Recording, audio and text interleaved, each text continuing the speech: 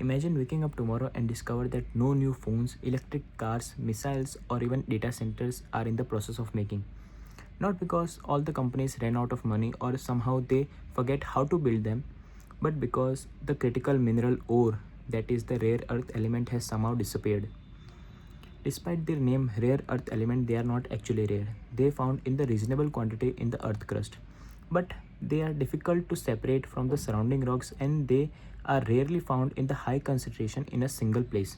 The mineral is the hidden fundamental of the modern economy, and almost all the technologies that you see or consider essentials are depending on them, whether it's MRI machine, satellites, missiles, or even the data centers. The story of the rare earth element starts in the 1980s. The world was focused on oils and machineries, but China, quietly investing in the mining, chemical processes, and the refining technologies of this rare earth element. They offered lower production cost and handled environmental burden for the refining that eventually made them dominant player in the market.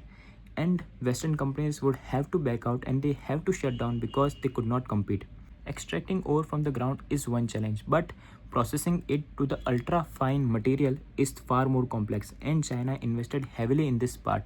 They developed the expertise that will took decades to learn and decades to develop. That made the China biggest player in the rare earth element today.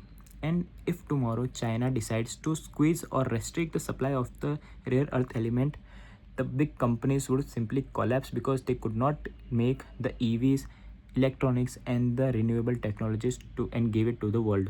World has realized depending on a single country for the critical minerals is a strategic risk, and major countries are investing billions of dollars in diversifying the supply chain. But they have to understand create or rebuilding a mine is often took decades because of the challenges of the infrastructure, environmental challenges, and the complexity of the chemical processes. Recycling from the old machineries is again far better strategy, but they cannot replace mining entirely.